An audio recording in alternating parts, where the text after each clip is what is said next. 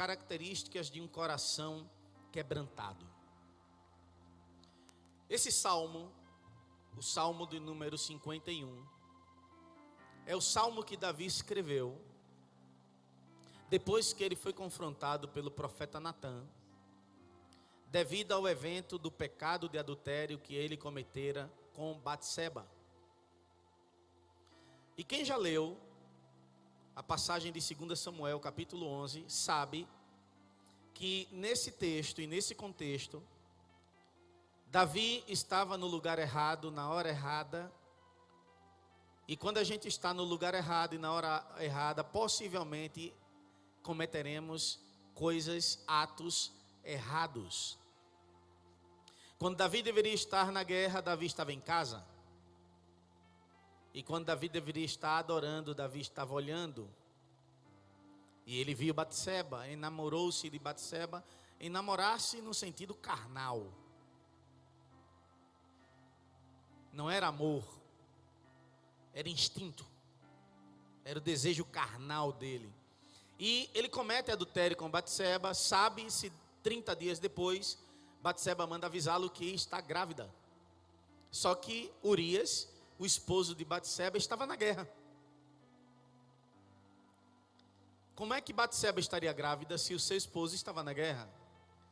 Então ele manda chamar Urias, recebe Urias, porque Urias era um general, então recebe como se recebe um general, com honra, com banquete, com bênçãos, com bens, com presentes. E depois de embebedar Urias, ele manda Urias ir para casa, alegrar-se com a sua esposa. Mas como eu falei no início do culto, Urias era um homem leal. Uma das coisas que me chama a atenção sobre Urias é que ele era heteu, ele não era judeu. E algumas pessoas dizem que tem mais problemas com os crentes do que com os ímpios.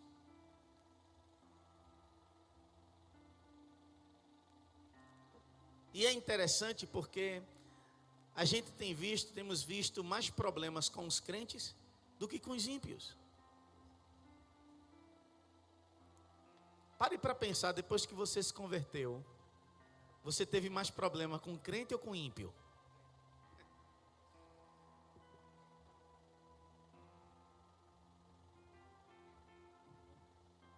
E você já imaginou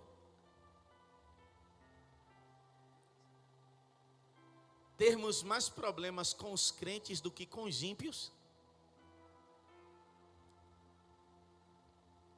Termos mais problemas com aqueles que se dizem do Senhor do que com os ímpios? É complicado, não é não?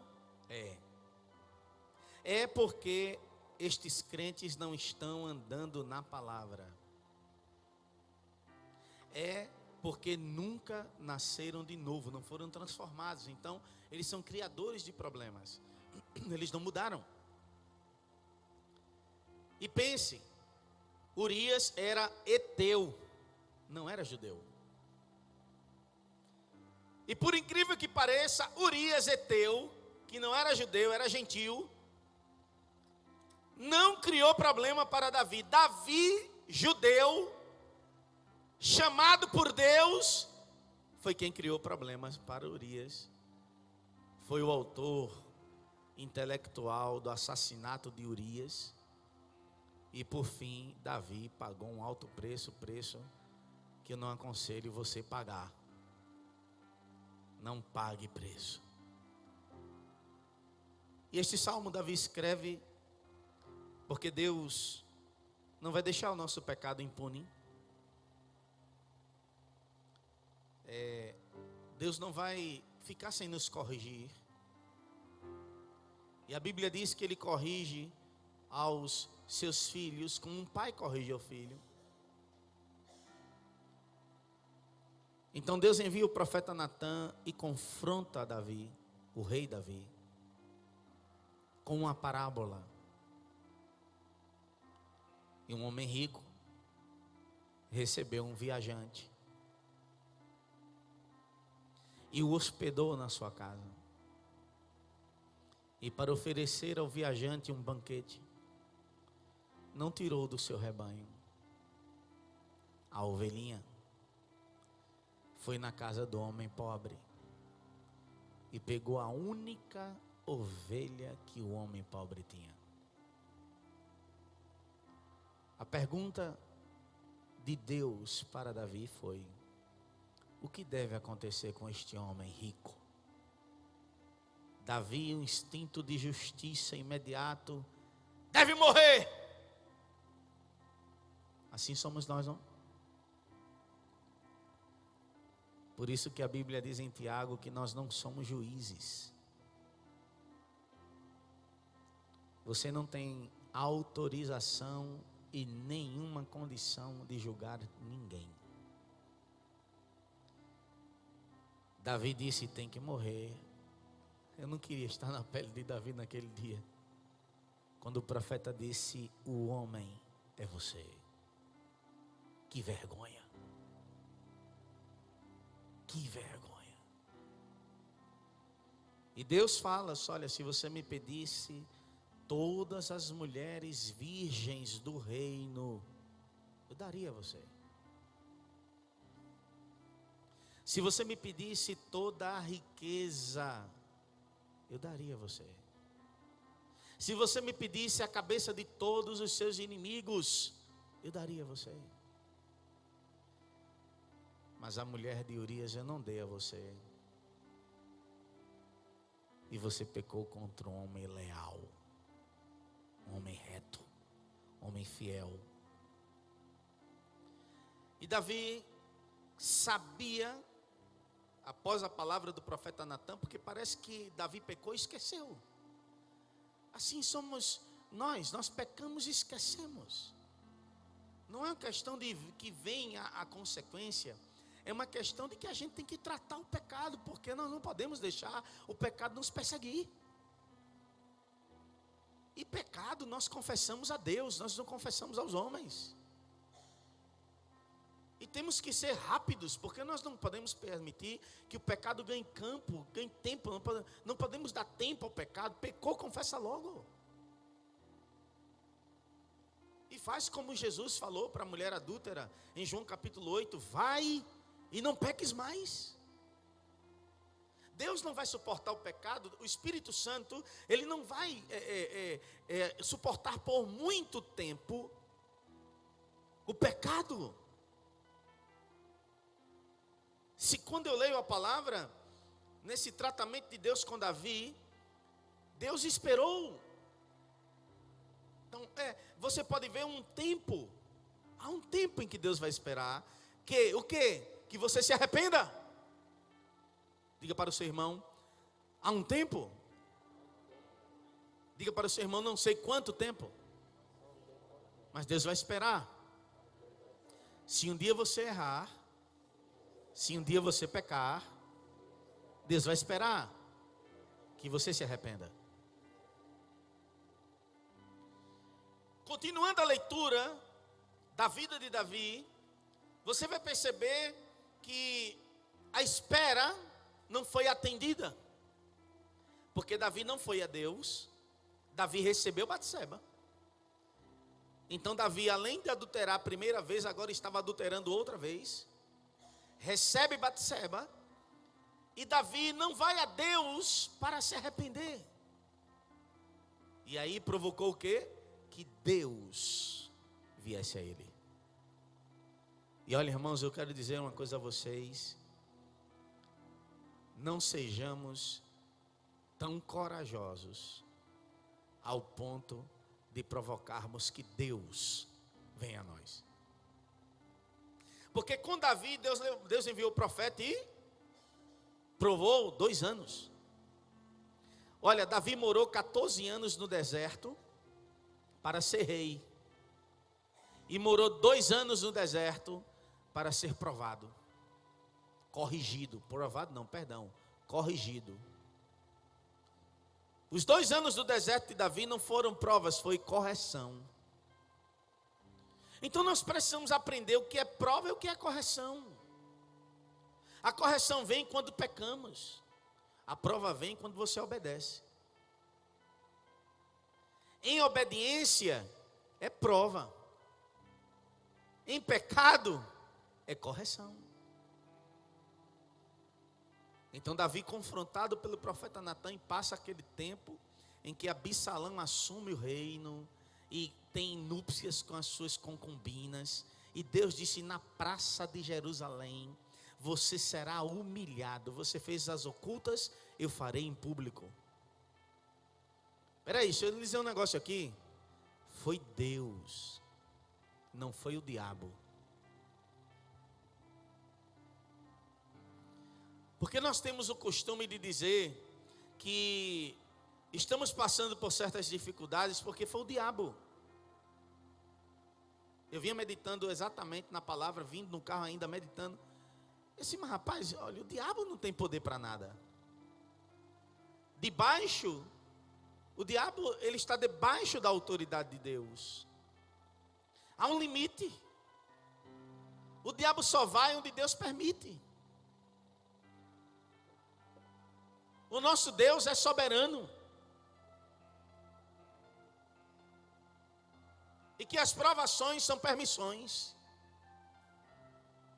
Mas as correções são ações de Deus.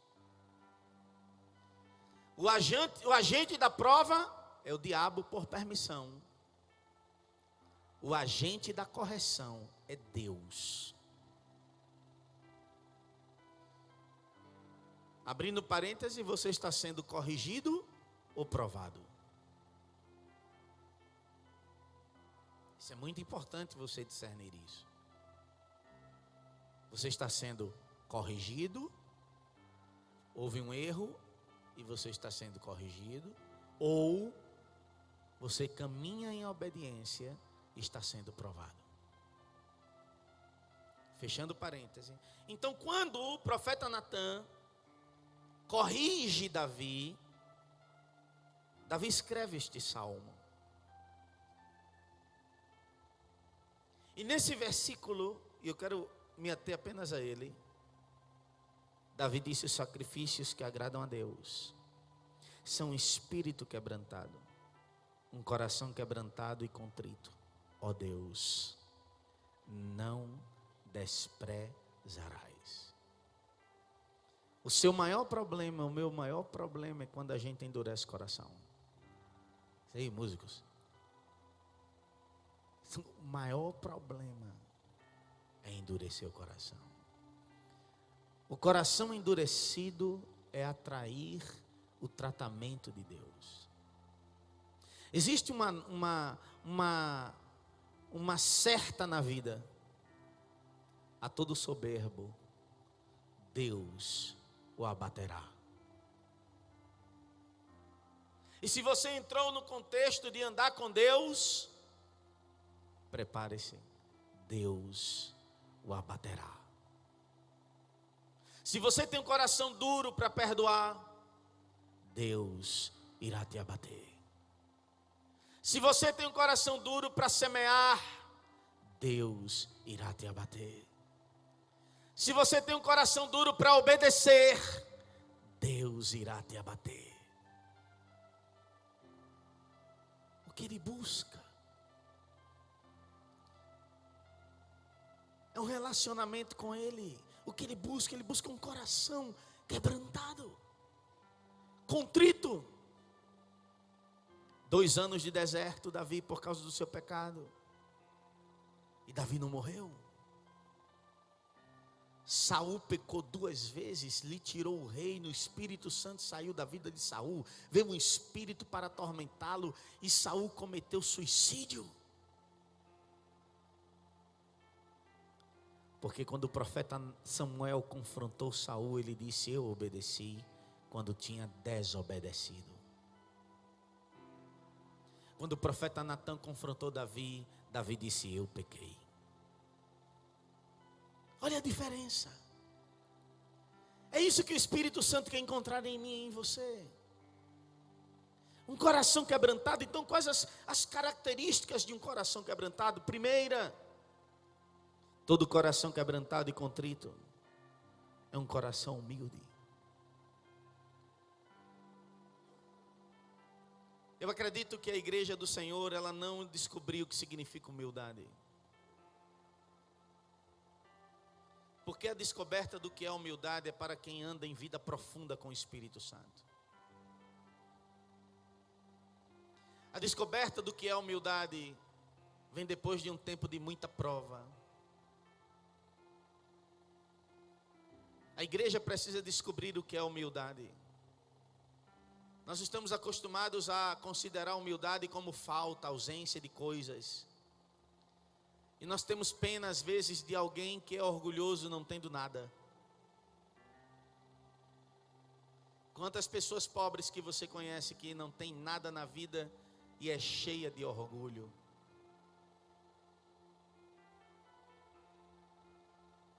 São soberbas, insubmissas, são desobedientes aos pais, rebeldes contra as autoridades sobre elas. A igreja precisa aprender o que é humildade. Humildade não é fazer as coisas quantos soberbos fazem para aparecerem.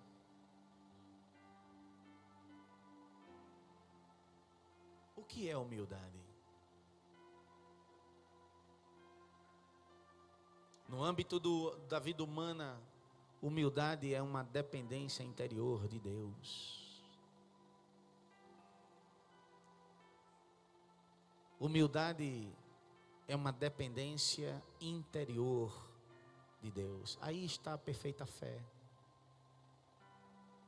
A fé perfeita mora aí. Em uma dependência. Isso te faz ser humilde, porque a partir do momento que você se relaciona com Deus, a natureza de Deus é humildade, Deus não é orgulhoso. E é impossível então você relacionar-se com Deus e você não ser humilde. Impossível. É impossível você caminhar com Deus e não ter um coração quebrantado, porque o coração de Deus é um coração quebrantado. A primeira característica que Deus tem para aquele que tem quebrantamento é a humildade. Jesus disse em Mateus capítulo 11, a partir do versículo 28, vamos ver o que diz a palavra.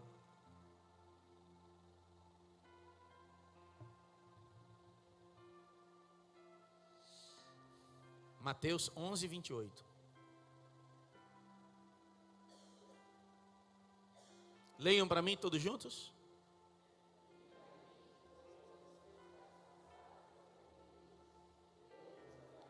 Veja, Jesus está convidando pessoas que estão cansadas.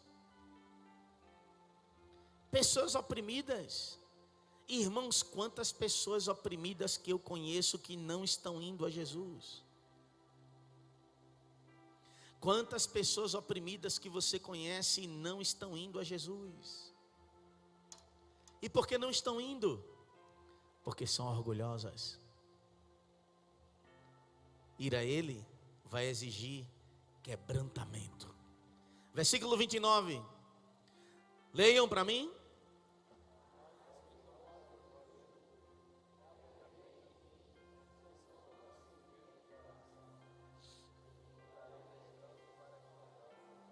E aqui Jesus revela-se. Porque ele diz assim: tomai sobre vós o meu jugo e aprendei de mim, que sou manso e humilde de... Mas peraí, Jesus é Deus.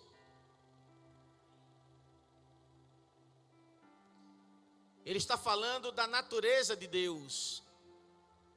Deus é humilde. E aí nós vemos em Cristo o fruto da humildade: submissão. A segunda característica de alguém que é quebrantado e contrito é que ele se põe debaixo de, ele submete-se. Ele aceita. Diria o seguinte aos irmãos, seria aceitar o seu lugar. Aceitar o que Deus estabeleceu para você. Você é aí, acabou. Você não tem que anelar o que é de outrem. Foi o que eu li no Salmo no início, em que o salmista teve inveja. O salmista no Salmo 73, ele tem inveja dos que prosperam. Ele não aceita. Então, por não aceitar, ele sofre. Todas as vezes que você tem inveja de alguém, você sofre. Isso é nocivo a você. Isso te mata por dentro. Então, Jesus está dizendo: eu sou humilde de coração. Eu sou manso. É uma característica divina. Em Filipenses capítulo 2, a partir do versículo 5, vamos ver o que diz a palavra. Leiam para mim, por favor, todos juntos.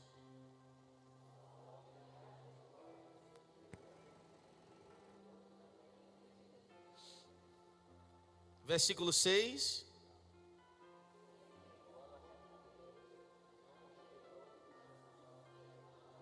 Veja só, ele é Deus. Ter por usurpação é não levou em consideração. Ser igual a quem? Versículo 7.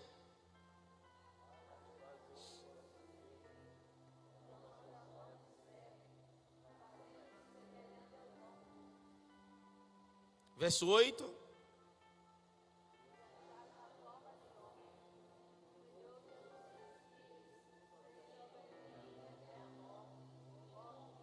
Aqui vem a questão, a humildade. O que é um quebrantamento? A humildade.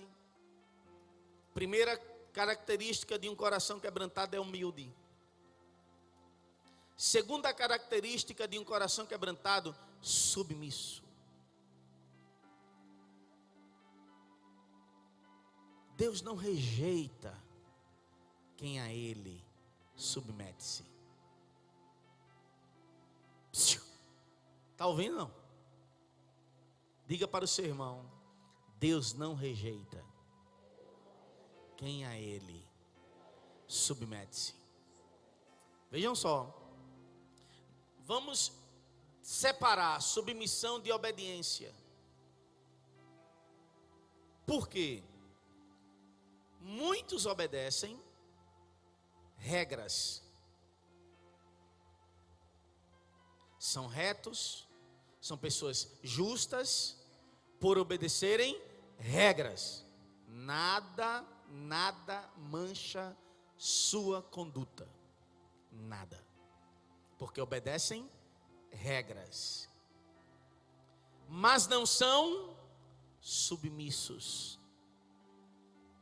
Porque só obedecem regras. Não fazem com humildade. Fazem o que lhes está proposto. Porque a submissão é uma ação quebrantada. E não uma ação apenas a regras. Nós precisamos compreender isso, porque isso é fundamental para o cumprimento do propósito que Deus tem com a nossa vida. O que Deus busca não é um coração que só obedece regras. Não faça isso, não toque nisso, não faça aquilo outro. Olha isso, e não, e não, e não, e não, e não, e não.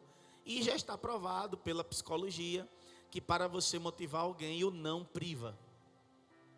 É um incentivo, a motivação que vai fazer com que as pessoas acertem. É você dizer: eu acredito em você. Sou eu dizer para os meus filhos: eu confio em vocês. Vocês têm capacidade, vocês têm potencial. Então, ontem eu dizia para Xandinho: eu confio em você. Ele olhou: eu sei, pai. Ele disse: mas seu pai acredita que você tem capacidade. Há um potencial em você. Então estou motivando meu filho a desativar, crescer, avançar. Eu confio no meu filho. Vamos lá. A questão é: Deus pode confiar em mim?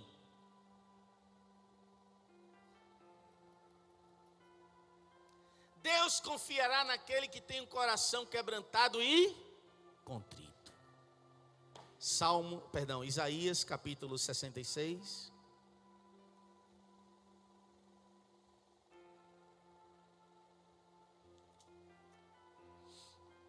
versículo 2. Leiam, por favor, todos juntos.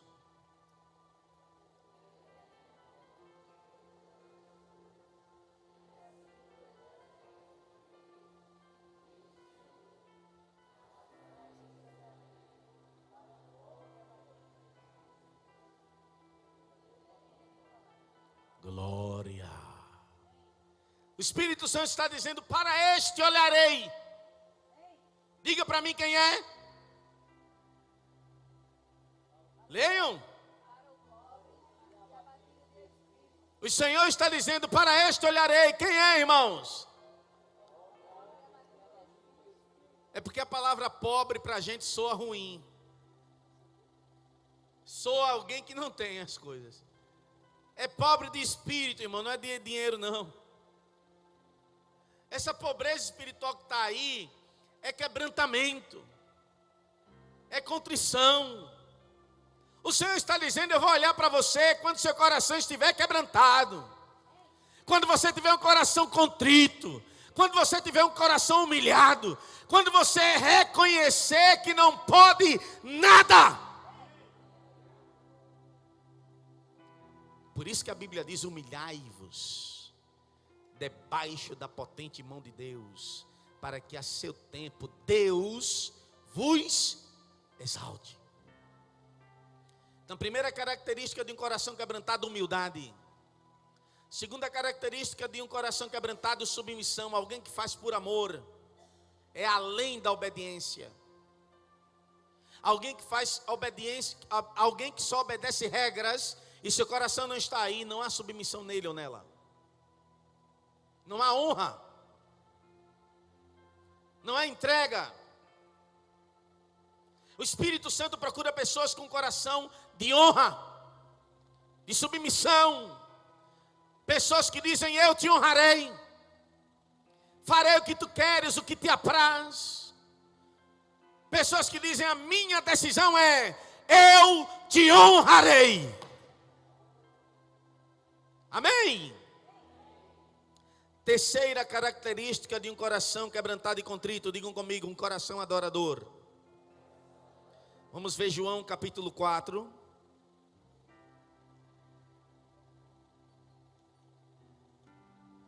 E aí você vê a diferença de Saul para Davi exatamente também nessa característica. Porque o coração de Davi era um coração quebrantado, era um coração adorador. Eu não encontro Saul adorando. Você encontra, não? Não há. Você vê Saul profetizando e não vê Saul adorando. Eu vou lhe explicar por que depois.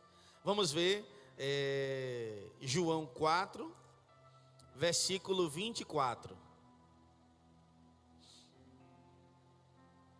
Não, vamos ler João 4, 23 e 24. Vamos lá. Leiam, por favor, bem forte.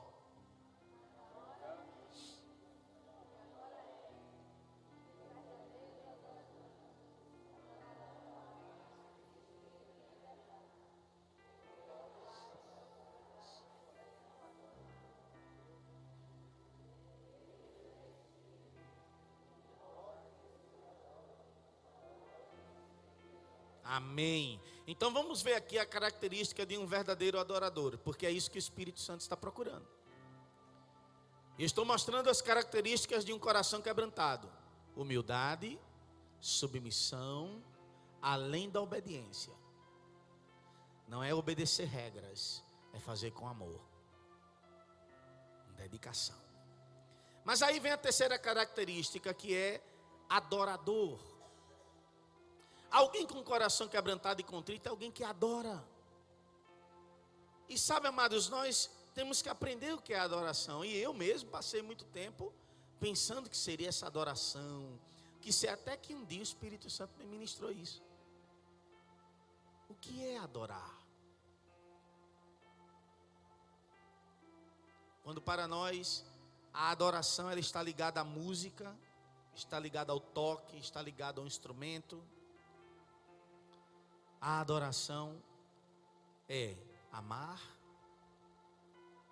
crer e obedecer. O verdadeiro adorador, ele atrai a presença de Deus, não é porque canta. Além de cantar,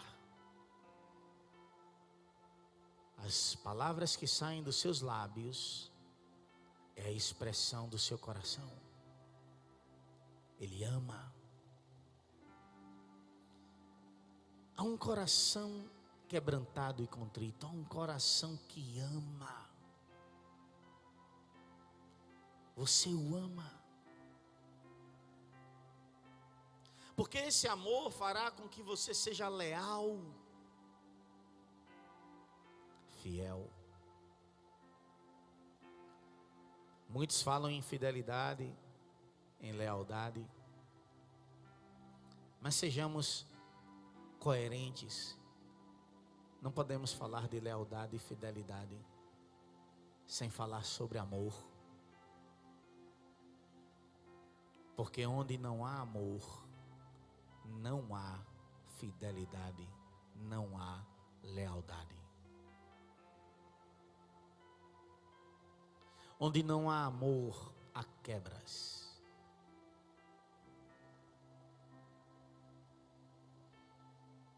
Por isso que o verdadeiro adorador é aquele que ama, não é aquele que toca. O salmista no Salmo 119, versículo 97, ele disse: quanto amo a tua palavra. Opa, quanto amo a tua palavra. Uma expressão de intensidade. Ele está dizendo: como amo a tua palavra. No Salmo de número 122, o salmista disse: alegrei-me quando me disseram, vamos à casa do Senhor. Amor, amor. O verdadeiro adorador ama a palavra, ama a oração, ama a casa do Senhor, ama servir a Deus. Segundo, adorar significa crer, porque todo objeto de adoração é um objeto de fé. Quando você se propõe a adorar a quem quer que seja, ou ao que quer que seja, você se propõe a crer naquilo ali. Então o católico vai à igreja, ele se depara, ele diz Deus, ele canta Ave Maria, mas ele para diante de uma estátua, de uma imagem de escultura, e ele devota a sua adoração àquela imagem, porque ele crê naquela imagem. Ele crê. Só que nós cremos no invisível.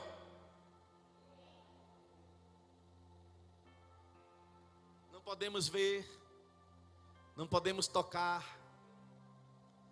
mas Ele existe. Ele é real. Ninguém pode adorar sem fé. Por isso que a Bíblia diz: sem fé é impossível agradar a Deus. Porque é necessário que aquele que se aproxima, quando fala-se de se aproximar dele, fala-se de adoração. Quando falamos de se aproximar de Deus, falamos de quebrantamento. Quem irá se aproximar de Deus com soberba? Estamos falando de alguém que é superior, de autoridade, alguém debaixo da autoridade que devemos estar. Então não iremos nos aproximar dele sem fé. Sem crer, não há adoração. Por último, é impossível adorar estando em desobediência. É um ambiente inacessível para o desobediente. E aí eu quero me voltar a Saul. Por que nós não vemos Saul obedecendo? Adorando? Porque não havia em Saul um coração para obedecer.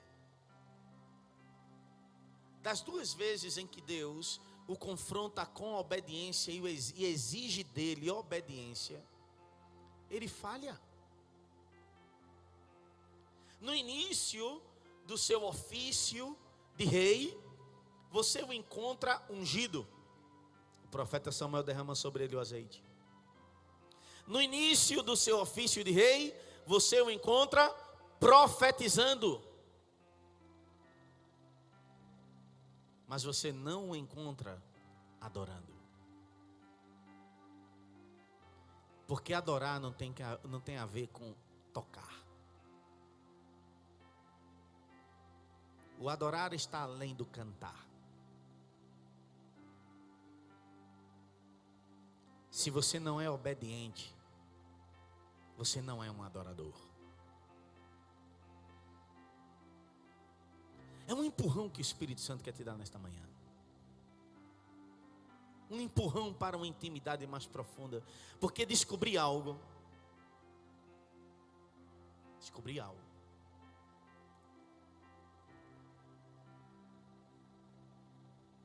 O coração quebrantado e contrito,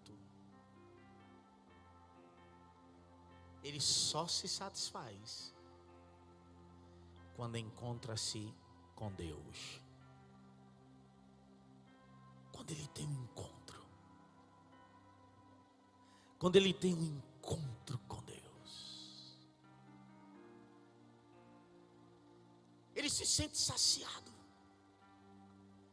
Então ele submete-se, ele sabe que não pode perder. Seria como que Deus nos conquistar aí, nos atrair aí, ele nos atrai aí, que ele sabe que o único elemento que pode saciar nossa alma é a sua presença.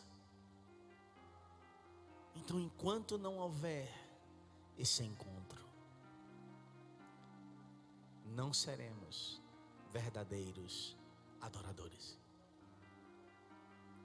Observe que todo encontro com Deus gera quebrantamento. Tem que quebrar. Se não houver quebrantamento, não foi um encontro, foi emoção. Observe que todo quebrantamento provoca mudança de conduta. Se não houve mudança de conduta, não foi quebrantamento. Porque quando há um quebrantamento, sua rota em direção a Deus não é mais sua rota, não são mais as suas direções, não é mais o que você quer, é o que Deus quer. Observe que quando há quebrantamento, há um derramar do Espírito Santo. Onde não há quebrantamento, ele não vem. Deus disse: eu habito com o quebrantado e contrito de coração. Preste atenção, que esta manhã seja um despertar para o seu coração. Que em você haja esse quebrantamento, essa contrição. Preste atenção que onde há quebrantamento, as pessoas se voltam para Deus. Você já observou que todas as vezes que veio o quebrantamento, as pessoas voltaram-se para Deus? Não espere vir uma situação difícil para voltar-se para Deus. Ele vai quebrantar você. Ele vai quebrantar você. Preste atenção que todas as pessoas que passaram por momentos difíceis, Deus os quebrantava.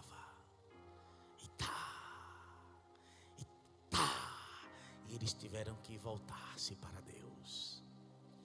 Não deseje as coisas difíceis para voltar. Observe que quando Israel esteve em cativeiro, o templo de Jerusalém foi destruído, a cidade foi destruída, as muralhas, a cercania de Jerusalém foi arruinada. Observe que quando Neemias teve uma revelação, que foi um anúncio, os irmãos vieram só olhar: a cidade está arruinada, o templo está destruído. Ele se quebrantou. Não espere vir a ruína para que você seja quebrantado. Não espere vir a dor para que você seja quebrantado. Bispo, o que acontece? O que é necessário para que antes da ruína venha o quebrantamento? Um encontro. Um encontro. É difícil encontrar na minha Bíblia. Eu tenho lido e eu tenho dificuldade para encontrar alguém que foi quebrantado sem a ruína. Está difícil encontrar. É raro, mas eu vou lhe citar aqui exemplos. Enoque. A Bíblia diz que Enoque andou com Deus e Deus o tomou para si. Elias foi tomado numa carruagem de fogo. Não vemos referência sobre ruína para o profeta Elias. Quando você olha isso, Davi, ele não experimentou ruína para ser ungido. Não houve ruína em Davi para que ele fosse ungido, para que ele tivesse um encontro. Mas se você observar no livro dos Juízes de Israel, todas as vezes que Deus veio, foi por causa de ruínas. Se você observar, na maioria do Novo Testamento, as pessoas que vieram a Jesus eram pessoas arruinadas. Eram os cegos, eram os surdos, eram os leprosos, eram os atormentados. Leve em consideração essa palavra dessa manhã. A um coração quebrantado e contrito, o Senhor não rejeitará.